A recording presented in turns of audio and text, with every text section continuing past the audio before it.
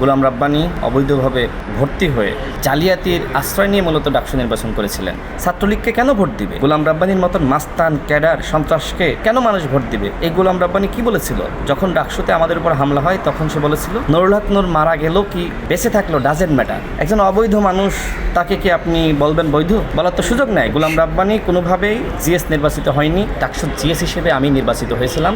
আগামীতে কেউ এইভাবে অবৈধভাবে ভর্তি হয়ে জালিয়াতি করে ডাকসু নির্বাচনে প্রার্থী হতে পারবে না। ঢাকা বিশ্ববিদ্যালয় প্রশাসন যে তদন্ত কমিটি গঠন করেছিল, তারা যে মতামত দিয়েছে গোলাম রাব্বানী অবৈধভাবে ভর্তি হয়ে তিনি জালিয়াতির আশ্রয় নিয়ে মূলত ডাকসু নির্বাচন করেছিলেন। তার ভর্তি ছিল অবৈধ। যার ভর্তি অবৈধ তিনি তো কোনোভাবেই নির্বাচন করতে পারেন না।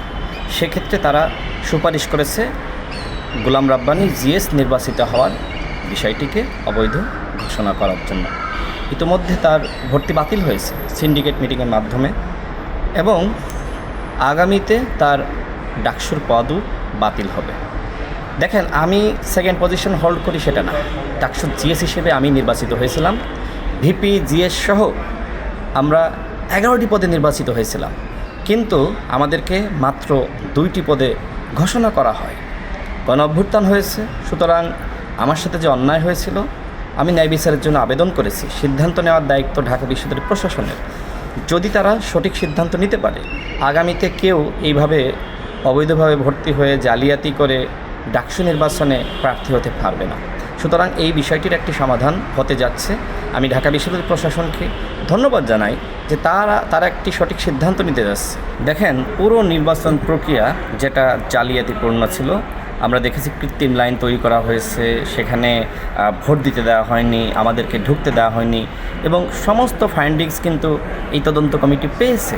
অন্যথায় কেন বলবে যে তার ডাকসু নির্বাচিত হওয়ার বিষয়টি অবৈধ ঘোষণা করার জন্য? এমনি না। এবং তারা জানে যে আমি নির্বাচিত হয়েছিলাম, শিক্ষার্থীরা আমাকে ভোট দিয়েছিল, কে না জানে।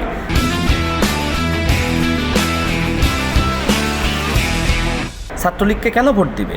গোলাম রাব্বানীর মতন মাস্তান, ক্যাডার, সন্ত্রাসকে কেন মানুষ ভোট দিবে? এই গোলাম রাব্বানী কি বলেছিল? যখন ডাকসুতে আমাদের উপর হামলা হয় তখন সে বলেছিল নুরুল হক নূর মারা গেল কি বেঁচে থাকলো ডাজেন্ট ম্যাটার। সে তো সন্ত্রাসী। সুতরাং যে সন্ত্রাসকে লালন করে, পালন করে, যে আসলে ডাকসু নির্বাচনে আসলে বৈধভাবে নির্বাচিত হয়নি, ফলাফল ছিনতাই করা হয়েছে, মূলত নির্বাচিত হয়েছিলাম আমি, আমার ফলাফল ছিনতাই করে তার নামে দেখানো হয়েছে। সুতরাং তিনি অবৈধ। দেখেন, এই সিদ্ধান্ত নেওয়ার এখতিয়ার ঢাকা বিশ্ববিদ্যালয় প্রশাসনের। ইতিমধ্যে সিন্ডিকেট মিটিংয়ের মাধ্যমে তার ভর্তি বাতিল করা হয়েছে। আগামী একাডেমিক কাউন্সিলে চূড়ান্তভাবে তার ভর্তি বাতিল করা হবে, এবং তদন্ত কমিটি যে সুপারিশ করেছে তার ডাকসু নির্বাচনে নির্বাচিত হওয়ার বিষয়টি অবৈধ ঘোষণা করা, অর্থাৎ তিনি জিএস হিসেবে অবৈধ ঘোষিত হতে যাচ্ছেন। তো সেক্ষেত্রে তারপরের অবস্থান কার? বিশ্ববিদ্যালয় প্রশাসন তারা সিদ্ধান্ত নেবে। যেহেতু সাবেক জিএস, সাবেক ভিপিদের অনেক কাজ থাকে, বিশ্ববিদ্যালয়ের বিভিন্ন অনুষ্ঠানে অংশ নিতে হয়, সুতরাং তার পদ শূন্য হওয়া মানে কি পরবর্তীতে যিনি রয়েছেন তাকেই ওখানে মূল্যায়িত করা হবে। যদি বলে আপনি কি নিজেকে সাবেক জিএস হিসেবে, এখন তো আর দায়িত্ব নেওয়ার সুযোগ নাই, সেটা আমি এখনই আসলে বলতে পারি না। সেটা পরবর্তীতে সিদ্ধান্ত আসবে। ঢাকা বিশ্ববিদ্যালয় প্রশাসন অবশ্যই ন্যায় বিচার নিশ্চিত করবে, এবং আমি সমস্ত তথ্যপত্র তাদের কাছে জমা দিয়েছি। তারা তো এমনি এই ধরনের সিদ্ধান্ত নেয়নি, তাদের কাছে প্রমাণ রয়েছে। প্রমাণের ভিত্তিতে তারা সিদ্ধান্ত গ্রহণ করেছেন। একজন অবৈধ মানুষ, তাকে কি আপনি বলবেন বৈধ? বলার তো সুযোগ নেই। গোলাম রাব্বানী কোনোভাবেই জিএস নির্বাচিত হয়নি, এবং সেই প্রমাণ ইতিমধ্যে হয়েছে। সুতরাং এখন বিশ্ববিদ্যালয় প্রশাসন তারা ন্যায় বিচার নিশ্চিত করবে। দেখেন, আমি আগেই বলেছি যে আমরা 11টি পদে নির্বাচিত হয়েছি, মাত্র 2টা পদ ঘোষিত হয়েছে। এত ধরনের সমস্যা সৃষ্টি করা হয়েছে, বাধা দেওয়া হয়েছে, তারপরেও শিক্ষার্থীরা ওর মধ্যে আমাদেরকে ভোট দিয়েছে।